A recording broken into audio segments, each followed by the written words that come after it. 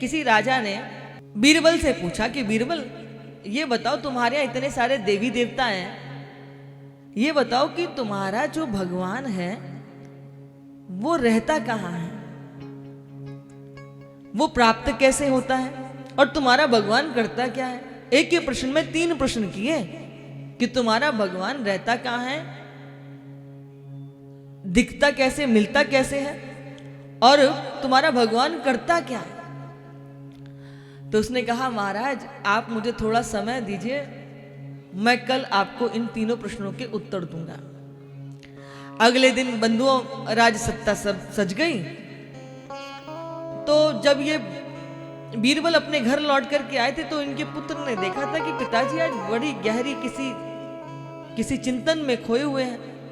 तो उन्होंने कहा, पिताजी आप क्या विचार कर रहे हैं। बोले, महाराज ने प्रश्न पूछा कि तुम्हारा परमात्मा रहता कहाँ है, प्राप्त कैसे होता है और करता क्या है। तो कहा, पिताजी आप मुक्त हो जाइए, इसका उत्तर मैं कल दूंगा। आपके चरणों में रहते रहते इतना तो आपकी कृपा से मुझे भी ज्ञान हो गया। बीरबल ने कहा, ठीक है। अगले दिन राज दरबार सज गया। महाराज जो थे मंच पर आके अपने आसन पे आके बैठ गए और वो जो है उनका बालक आया। जैसे ही वो राज दरबार में आया उसने सिर झुका करके महाराज को प्रणाम किया। महाराज आपका पहला प्रश्न था कि परमात्मा कहाँ रहता है। बोले, मैं आपके इस पहले प्रश्न का उत्तर दूं उससे पहले मैं चाहता हूं कि आप थोड़ा दूध और चीनी मंगवा दें। इशारा हुआ, सैनिक सेवादार दौड़ करके गए, दूध और चीनी लेकर के आ गए। उसने दूध और चीनी लिया और देखते ही देखते राजा के सामने चीनी को उस दूध में घोल दिया। बोले, महाराज क्या आपको इस दूध में चीनी दिखाई देती है। बोले, क्या मूर्खों वाली बात करते हो, जब तुमने चीनी को दूध में घोल दिया तो चीनी कहां से दिखाई देगी। तो बोले, बस आपके पहले प्रश्न का यही उत्तर है कि परमात्मा सब में है, पर दिखाई उसी को देता है जिसके पास देखने की दृष्टि है। जैसे दूध में चीनी होते हुए भी चीनी नहीं दिखाई दे रही, ऐसे बताओ जो सारी सृष्टि परमात्मा के ही स्वरूप है तो परमात्मा के बिना उसमें है क्या। हम कहते हैं कण कण भी परमात्मा है, नहीं, कण कण भी परमात्मा है, ये सृष्टि ही परमात्मा है। जब सारी सृष्टि ही परमात्मा का स्वरूप है तो उससे विलग क्या हो सकता है। आपका दूसरा प्रश्न था कि भगवान कैसे प्राप्त होता है, परमात्मा कैसे प्राप्त होता है। बोले, आपके इस दूसरे प्रश्न का उत्तर दूं उससे पहले मुझे ना आप थोड़ा सा दही मंगा दो।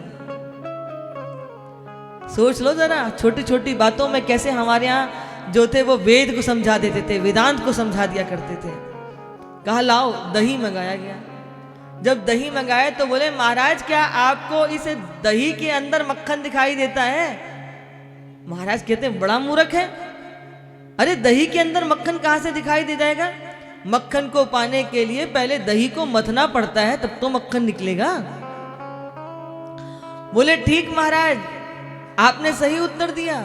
जिस प्रकार मक्खन को पाने के लिए दही को मथना पड़ता है, इसी प्रकार परमात्मा को जानने के लिए संतों के चरणों में बैठना पड़ता है। फिर जब आत्मज्ञान का मंथन करते हैं तो परमात्मा की प्राप्ति कर पाते हैं। बिना आत्मज्ञान के परमात्मा कैसे प्राप्त होगा।